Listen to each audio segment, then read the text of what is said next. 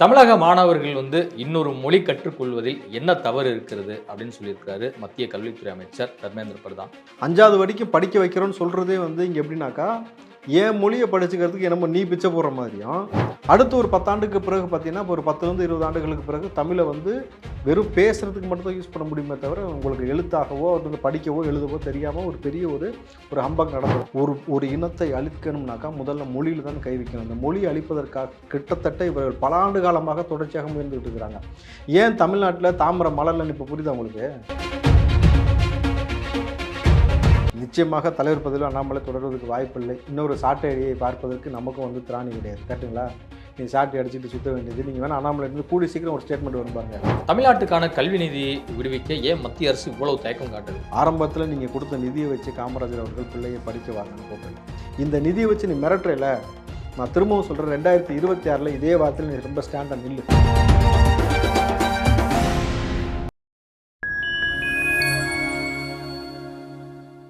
Fine time voice நேயர்களுக்கு வணக்கம். நான் உங்கள் செங்கித்துவன். நம்ம சிறப்பு நிகழ்ச்சியில் நம்மோடு இணைந்திருக்கிறார் காங்கிரசின் ராவுத்தர் இப்ராஹிம் அவர்கள். வணக்கம். வணக்கம்.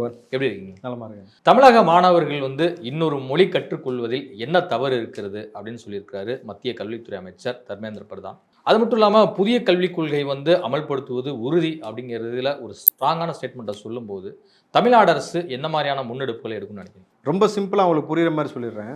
5வது வரைக்கும் தமிழ் படிக்கலாம். அண்ணாமலை கூட சொல்கிறார், பேசிக்காக 5வது வரைக்கும் தமிழ் படிச்சிடலாம் சார், அதுக்கப்புறமேட்டு நீங்கள் ஹிந்தி கற்றுக்கிறதுல உங்களுக்கு என்ன பிரச்சனைன்னு கேட்குறாப்புல. நம்மளும் நல்லா யோசிச்சு பாருங்கள், பேசிக்காக 5வது வரைக்கும் ஹிந்தி படிச்சிருக்கிறோம். இப்போ எல்லாத்துக்கும் அந்த ஹிந்தி தெரியுமா? 5வது படித்தது 5வது மறந்து போச்சு. அதுக்கப்புறமேட்டு நம்ம அதை படிக்கவே இல்லை. அதுக்கப்புறம் அதை பற்றின எந்த தரவும் இல்லை, என்னமோ நம்ம மறந்துட்டோம். அப்போது 5வது வரைக்கும் படிக்க வைக்கிறோன்னு சொல்கிறதே இங்கே எப்படின்னாக்கா என் மொழியை படிச்சுக்கிறதுக்கு என்னமோ நீ பிச்சை போடுற மாதிரியும், 5வது கடந்து வரும்பொழுது இந்த பிள்ளைகளுக்கு இன்றைக்கி விட்டுருங்க, இன்றைக்கி இருக்கக்கூடிய தலைமுறையில் விட்டால் கூட இன்றைக்கி தலைமுறைக்கே தமிழ் தப்பு இல்லாமல் எழுத வராது. அடுத்து ஒரு 10 ஆண்டுக்கு பிறகு பார்த்தீங்கன்னா இப்போ ஒரு 10லேருந்து 20 ஆண்டுகளுக்கு பிறகு தமிழை வெறும் பேசுகிறதுக்கு மட்டும் தான் யூஸ் பண்ண முடியுமே தவிர உங்களுக்கு எழுத்தாகவோ படிக்கவோ எழுதவோ தெரியாமல் ஒரு பெரிய ஒரு ஹம்பக் நடந்துடும். நீங்கள் மோடி அவர்கள் சொல்வது தமிழ் என்பது மிக தொன்மையான மொழி, இவ்வளவு சிறப்பு வாய்ந்த மொழியை நான் பேச முடியாமல் இருப்பதற்காக நான் வருத்தப்படுகிறேன். எத்தனை வருஷமாக இருக்கார் சார் அவர் பிரதமரா? 11 வருஷமாக இருக்குது. 11 வருஷமாக ஒரு லாங்குவேஜ் உங்களால் கற்றுக்க முடியாதா? ஏன் இன்ன வரைக்கும் நீங்கள் கற்றுக்கல? பேசும் போது ஏன் கற்றுக்கல மோடி? நீங்கள் எங்களை படிக்க வைக்கிறதெல்லாம் விடுங்க, ஏன் கற்றுக்கல? அப்போ இது ஒரு நாடகம். 2வது குரலை சுட்டி காட்டுறாரு பாருங்க ஒவ்வொரு இடத்துலையும். இதுவே தமிழுக்கு மிகப்பெரிய ஒரு பெருமையை சேர்க்கிறாரு அப்படிங்கிறாங்க. யாரு? பாஜக மிமிகிரி செய்கிறாரா? யாருக்கு குரல்? திருக்குறளில் தப்புலாம் அவர் சொல்கிறாரா? போல அவர் சொன்ன குரலை நான் சொன்னால் இங்கே அசிங்கமாக கேட்கும். இதில் கேட்கும்போது அவர் சொன்னது அந்த மாதிரி தான் சொன்னார். 2வது விஷயம், நாங்கள் ஹிந்தி கற்றுக்குறோம். இவ்வளவு தொன்மை வாய்ந்த மொழி, கல் தோன்றா மண் தோன்றா காலத்தில் முன் தோன்றிய மூத்த குடி, தமிழ் மொழியிலிருந்து தான் பிற மொழிகள் பிறந்ததுன்னு சொல்லியிருக்கிறோம். உலகளாவில் தமிழர்கள் வாழ்ந்துருக்கிறதுக்கான அடையாளம் இருக்கின்ற பொழுது உங்கள் ஸ்டேட்டில் ஏன் தமிழை நீங்கள் மும்மொழி கொள்கைகளை இம்ப்ளிமெண்ட் பண்ணலை? மும்மொழி கொள்கைகளை நீங்கள் இம்ப்ளிமெண்ட் பண்ண வேண்டியதானே? தமிழை நீங்கள் கற்றுக்குங்க ஹிந்திக்காரங்கள்ட்ட. தமிழ் ஹிந்தி கற்றுக்கிட்டா தான் நீங்கள் பெரிய லெவலில் வர முடியும்னா இன்றைக்கி கொளுத்து வேலை செய்யலேருந்து ஐடி கம்பெனி வரைக்கும் எல்லாம் ஹிந்தி படித்தவன் இங்கே தான் உட்காந்துருக்கான், தமிழ்நாட்டில் தான் குத்த வச்சு உட்காந்துருக்கான். ஏன்? ஒரு இனத்தை அழிக்கணும்னாக்கா முதல்ல மொழியில் தான் கை வைக்கணும். அந்த மொழி அழிப்பதற்காக கிட்டத்தட்ட இவர்கள் பல ஆண்டு காலமாக தொடர்ச்சியாக முயன்றுட்டு இருக்கிறாங்க. ஏன் தமிழ்நாட்டில் தாமரை மலர்லன்னு இப்போ புரியுதா உங்களுக்கு? 10க்கு மூத்திரம் குடிங்கன்னு வேறு சொல்கிறீங்க. மாட்டு மூத்திரம் குடித்தாக்கா நோய் சரியாகிருண்டு. அப்போ எப்படி உங்களை ஏற்றுப்பாங்க? ஒரு பக்கம் மூத்திரம் குடின்ற, இன்னொரு பக்கம் இந்த பக்கம் ஹிந்தி படின்ற. ஹிந்தி படித்த உன் ஸ்டேட்டில் உள்ள நபர்களுக்கும் உன்னால் வேலை கொடுக்க துப்பு கிடையாது. கரெக்டுங்களா? நீங்கள் வெளிநாட்டை சேர்ந்த பிரதமர் வெளிநாட்டை சேர்ந்த அதிபர் வந்த பொழுது பச்சை கலரில் புல் வளர்ந்துருக்க மாதிரி பெயிண்ட் அடித்தாங்க குஜராத்தில். நீங்கள் அந்த காணொலிலாம் பார்த்துருப்பீங்களா? ஞாபகம் இருக்கா உங்களுக்கு? அப்போது எந்த அளவுக்கு திரை சேலை கட்டப்பட்டதுன்னு உங்களுக்கு தெரியும். திரை சேலை கட்டி இந்த பக்கம் பார்த்தீங்கன்னாக்கா ஒடுக்கப்பட்ட மக்கள் வாழக்கூடிய அந்த பகுதியை பார்க்க முடியாத அளவுக்கு செஞ்ச அரசாங்கம் மோடி அரசாங்கம். அப்படி இருக்கும் பொழுது நீங்கள் எங்ககிட்ட உருட்டதெல்லாம் நிப்பாட்டிட்டு எங்களுக்கு எங்களுடைய பெருமை என்னன்றது தெரியும். இந்த மொழியை கற்றுக்கொண்டு தான் நீங்கள் இங்கே இந்த ஹிந்தியை கற்றுக்கொண்டால் மட்டும்தான் ஏதோ உலக நாடுகளில் வாழ முடியுன்ற மாதிரி நீங்கள் ஒரு பிம்பத்தை கட்டமைப்பது. சார் நான் ரொம்ப இயல்பாக கேட்குறேன் சார், வட மாநிலங்கள்லேருந்து தமிழ்நாட்டுக்கு வேலைக்கு வரான், தமிழ்நாட்டிலேருந்து பிற நாடுகளுக்கு போகிறான்னா வட மாநிலத்துக்கு வேலைக்கு போகிறானா? பிற நாடுகளுக்கு தான் போகிறான். வாழ்நாட்டுக்கு எவனுமே இங்கே வேலைக்கு போகணும் நம்ம பார்க்கவே முடியாது. புரியுதுங்களா? லண்டன். இப்போ இங்கே ரொம்ப தெளிவாக தாய்மொழி என்பது ஒவ்வொரு மாநிலத்தின் உயிர் போல, அதை நீங்கள் விட்டுறக்கூடாது. உசுரை விட்டுட்டு நீங்கள் வந்து ஆக்சிஜன் மார்க்ஸை வச்சுட்டு சுற்ற முடியாது. அப்போது அதை நீங்கள் மெயினாக கற்றுக்கணும். இங்கிலீஷை கற்றுக்கிட்டால் போதும். உருப்படியாக இங்கே வந்து ஆங்கிலத்தை முதல்ல சரளமாக பேச எழுத கற்றுக் கொடுத்தாலே உலகம் முழுக்க கொண்டு போய் சர்வே பண்ணுறதுக்கான எல்லா வழியும் இருக்கும் பொழுது நீங்கள் தமிழ்நாட்டுக்குள்ளே அதை நீங்கள் கொண்டு வந்து இம்ப்ளிமெண்ட் பண்ண இல்லாட்டி காசு கொடுக்க மாட்டேன்றது எவ்வளோ எகத்தாலம் பிடிச்சி பேச தெரியுமா? அது உள்ளபடி இது வந்து ரொம்ப ரொம்ப எகத்தாலம் பிடிச்சது. நீங்கள் ஆடுற ஆட்டம் எல்லாமே அழிவுக்கு தான் தவிர இது வந்து நல்ல ஒரு ஆட்சி கொடுப்பதற்கு வித்துடாத பொழுது எழுதி வச்சிங்க. 10 அண்ணாமலை தமிழ்நாட்டுக்குள்ளே வந்து உட்காந்தாலும் சரி, ஒட்டுமொத்தமாக மோடி அமித்ஷா மறுபடியும் வந்து இங்கே குத்த வச்சாலும் சரி, தாமரை எதில் சார் மலரும்? எதில் மலருமோ அதில் தான் மலரும். இங்கே ஆனால் மலராது. ஆனால் தமிழ்நாட்டை பொறுத்த வரைக்கும் 2026 பாருங்கள் sir, BJP versus other parties. இப்போ ஆரம்பித்த கட்சி உட்பட எல்லா கட்சியுமே நீங்கள் தனியாக வேணால் நின்றுக்குங்க, எப்போ எங்களை எதிர்த்து நின்றுங்க, நாங்கள் தனியாக மட்டும் நாங்கள் நின்றுக்கிறோம், எவ்வளோ நாங்கள் மக்கள் செல்வா கூட இருக்கிறவங்க நிரூபிக்கிறோம் அப்படிங்கிறாரு அண்ணாமலை. மக்களோட நிற்கிறாங்க. அண்ணாமலைக்கு ரொம்ப கிளியராக தெரியுது அவர் கூட யாரும் வரமாட்டேன்ட்டாங்கன்னு. அவரவே கட்சியில் விட்டு விரட்டி விட்டு போகிறாங்க. அதனால் வந்து நாங்கள் தனியாக நிற்கிறோன்னு சொல்லிட்டு இப்படி மீண்டும் அவர் தான் வந்து தலைவர் பதவியில் தொடர போகிறார் அப்படிங்கிற ரீதியில் செய்தியெல்லாம் வந்துட்டு இருக்கு. தலைவர் எப்படி சொல்கிறீங்க? நிச்சயமாக தலைவர் பதவியில் அண்ணாமலை தொடர்வதற்கு வாய்ப்பு இல்லை. இன்னொரு சாட்டை அடியை பார்ப்பதற்கு நமக்கும் வந்து திராணி கிடையாது. கரெக்டுங்களா? நீ சாட்டை அடிச்சுட்டு சுற்ற வேண்டியது. நீங்கள் வேணால் அண்ணாமலை இருந்து கூடி சீக்கிரம் ஒரு ஸ்டேட்மெண்ட் வரும் பாருங்க.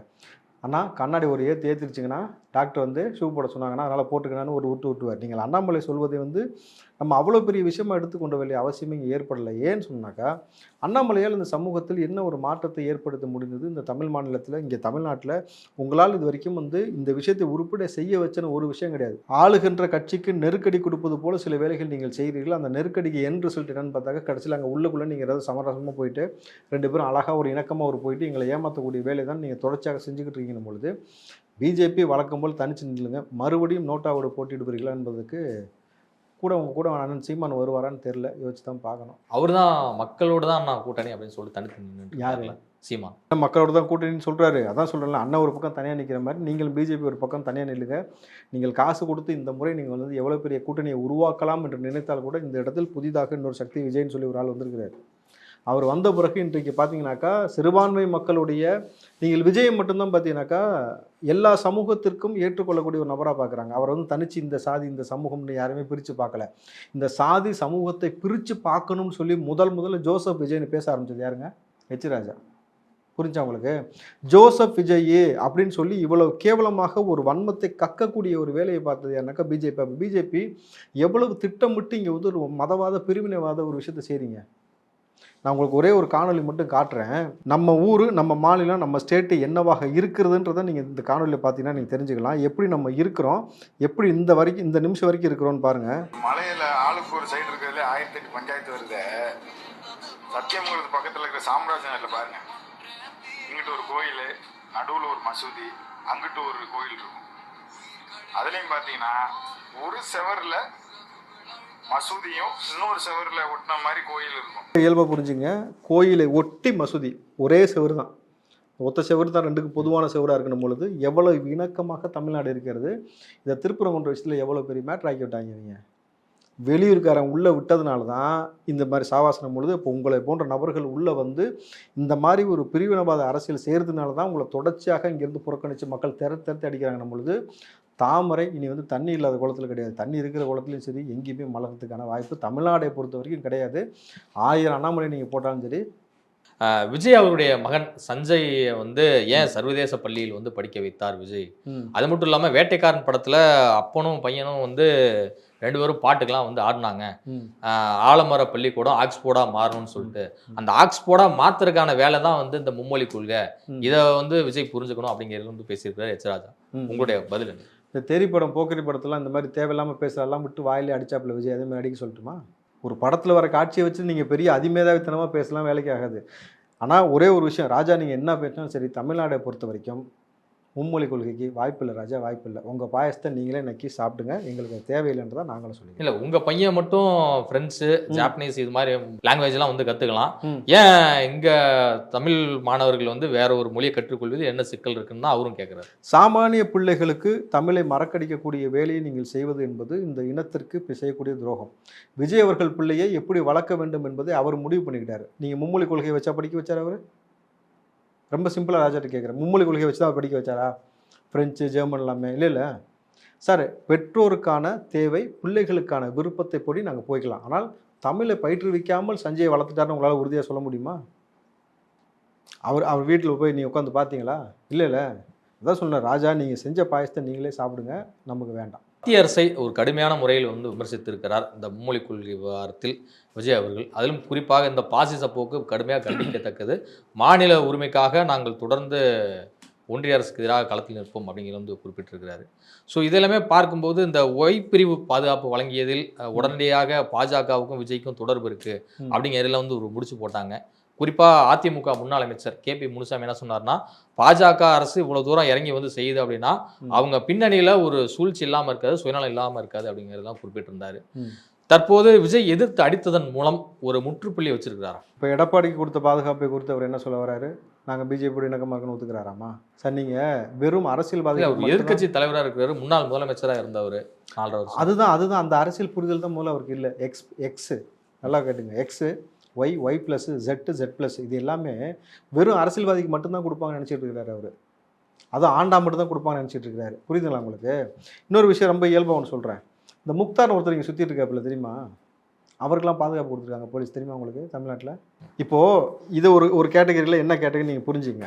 விஜய் அவர்களுக்கு மட்டும் கிடையாது, இங்கே பணம் படைத்த நபர்களுக்கு, அதிகாரத்தில் உள்ள நபர்களுக்கு, ஆட்சியில் உள்ள நபர்களுக்கு, பெரிய பெரிய பிஸ்னஸ் மேனுக்கு, சினிமா செலிபிரிட்டிஸ்க்கு, மிகப்பெரிய சாமியாராக இருக்காங்க பாருங்கள், அவங்க முதல் கொண்டு இங்கே வாங்க முடியும். இந்த பிரிவுகளை அச்சுறுத்தல் இருக்குது, பிரச்சனை வரும்.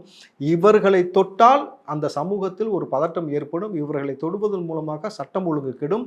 இவர்களை விஜயை வந்து நீங்கள் விஜய்னு கிடையாது, இந்த போல பெரும்புள்ளி நபர்களை நீங்கள் ஏதாவது ஒரு அளவுக்கு டிஸ்டர்ப் பண்ணிட்டீங்கன்னாக்கா அந்த மாநிலம் பத்தி எறியக்கூடிய மாநிலமாக மாறிவிடும் பொழுது அவர்களை பாதுகாப்பதன் மூலமாக தமிழ்நாட்டுக்குள்ளேயும் சரி பிற மாநிலங்களையும் சட்ட ஒழுங்கை பாதுகாப்பதற்கு தான் இந்த மாதிரி கொடுக்குறது. சல்மான் கானுக்கு கொடுத்துருக்காங்க. சல்மான் கான் அரசியலுக்கு வந்திருக்காரு. இப்போ இந்த புரிதல் உங்களுக்கு இருக்கணும்ல. நீங்கள் உடனே வந்து ஒய்பிரிவு பாதுகாப்பு கொடுத்துட்டாங்கன்னு உடனே அச்சுறுத்தல் இருக்கா இல்லையான்றதை பரந்தூருக்கு போகும்பொழுது உங்களுக்கு தெரியலையா?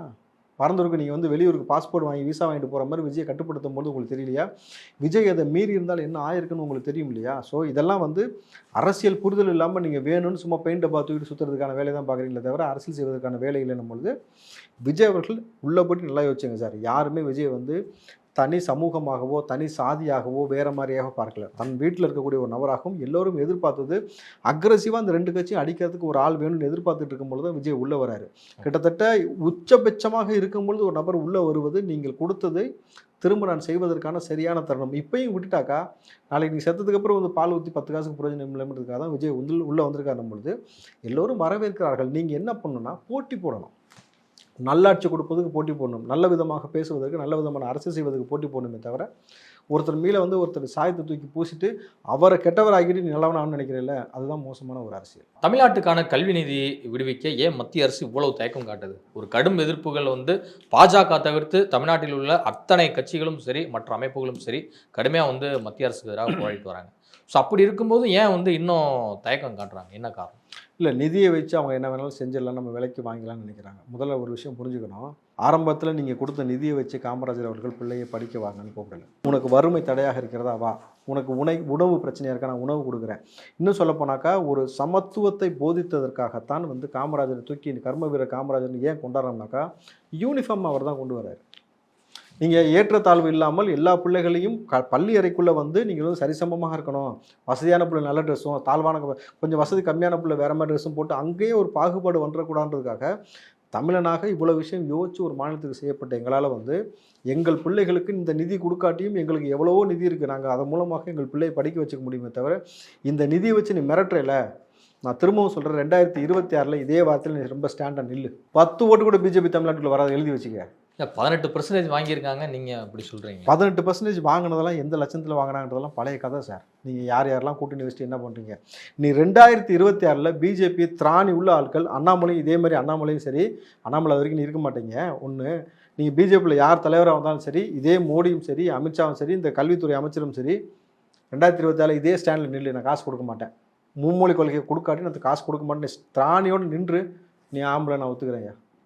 உங்களால் அங்கே நிற்கவே முடியாது. இன்றைக்கி உருட்டு அன்றைக்கி எடுபடாதுன்றதுக்காக நீங்கள் அன்றைக்கி வேறு ஸ்டாண்டுக்கு வருவீங்க. தமிழ்நாட்டிடம் பிஜேபி மண்டிட்டதான் வரலாறு. இது வரைக்கும் அவங்க பெருசாக ஜெயிக்கல. அதிமுக மேலே ஏறி ஏதோ ஒரு 4 சீட்டு வாங்கினோடனே நம்ம பயங்கரமாக வளர்ந்துட்டோன்னு ஒரு நம்பிக்கையில் ஓட்டிக்கிட்டு இருக்கிறீங்களே, அந்த கணக்கெல்லாம் பொய் கணக்காக 2026 முடியும். விஜய்க்கு அளிக்கப்பட்ட ஒய் பிரிவு பாதுகாப்பை வந்து விஜய் ஏற்கும் நிலையில் இருக்கிறாரா இல்லை வேண்டாம் அப்படின்னு சொல்லிட்டு ஒரு முடிவெடுக்கும் நிலையில் வந்திருக்கிறாரா? இல்லை, விஜய் அவர்கள் வேணான்னு சொல்ல போகிறது கிடையாது. நிச்சயமாக வேணான்னு சொல்லி அந்த முடிவு எடுப்பதற்கான சாத்தியக்கூறு கிடையாது. இவர்கள் என்ன சொல்கிறாங்கன்னா, விஜயை வந்து தனிமைப்படுத்துவதற்காகவும் யாரெல்லாம் சந்திக்கிறார் ரகசியமான்ற தகவலை எடுப்பதற்காகவுமே வைப்பிடிப்பு கொடுத்துருக்குன்ற மாதிரியான ஒரு கட்டமைப்பை இங்கே கொண்டு வந்து விடுறாங்க. இன்னொரு விஷயம், ஒருவேளை விஜய் அந்த பாதுகாப்பை நிராகரித்து விட்டால் விஜய் வந்து உளவு பார்க்குறாங்கன்ற மாதிரி. இன்னொரு பக்கம் விஜய் வந்து அந்த பாதுகாப்பை நிராகரித்து விட்டால் இங்கே இருக்கக்கூடிய சமூக விரோதிகளே வந்து விஜய் மீது தேவையில்லாத ஒரு தாக்குதலை உண்டாக்கிட்டு ஒரு சட்டம் ஒழுங்கு பிரச்சனையை உருவாக்குவார்கள் அப்படின்ற ஒரு செய்தியும் சொல்கிறாங்க. ஆனால் விஜய் அவர்கள் நீங்கள் பாதுகாப்பு கொடுத்து இன்ன வரைக்கும் அவர் வந்து பயணம் பண்ணலை. இத்தனை ஆண்டு காலமாக வந்து அவருக்குன்னு தனி செக்யூரிட்டி வச்சு பண்ணிட்டு இருக்காரு. அரசியலுக்கு வந்த பிறகு இன்றைக்கு அவர் வந்து தனி மனிதனாக இல்லாமல் நாட்டோடைய சொத்தாக விஜயை பார்க்கிறார்கள். இந்த மக்கள் வந்து நாட்டோடைய சொத்தாக விஜயை வந்து என்றைக்கும் மாற்றிட்டாங்கன்னும் பொழுது அவருக்கு ஒரு நாடு செய்ய வேண்டிய கடமைக்கு அடிப்படையில் அவருக்கான பாதுகாப்பை உறுதி செய்யாமல் போனால் அதே நாட்டுக்கு தான் நாளைக்கு பிரச்சனை வரும். விஜய் நீங்கள் தேவையில்லாமல் ஒரு பொது வழியில் வச்சு யாராவது இந்த முட்டையீரன் அது மாதிரி ஈரன்னு சொன்னாங்களா, அது போல் ஏதாவது ஒரு சம்பவம் நடந்துச்சுனாக்கா தமிழ்நாடு தீக்கிரையானாலும் ஆச்சரியப்படுவதற்கு இல்லை என்ற அளவுக்கு போயிடும் பொழுது பாதுகாப்பை இந்த மக்களுக்காகவும் இந்த மண் நலனுக்காகவும் விஜய் ஏற்றுக்கொள்வாரே தவிர மறுக்க மாட்டார். இதுவரை உங்கள் பல்வேறு கருத்துக்கள் நன்றி. நன்றி.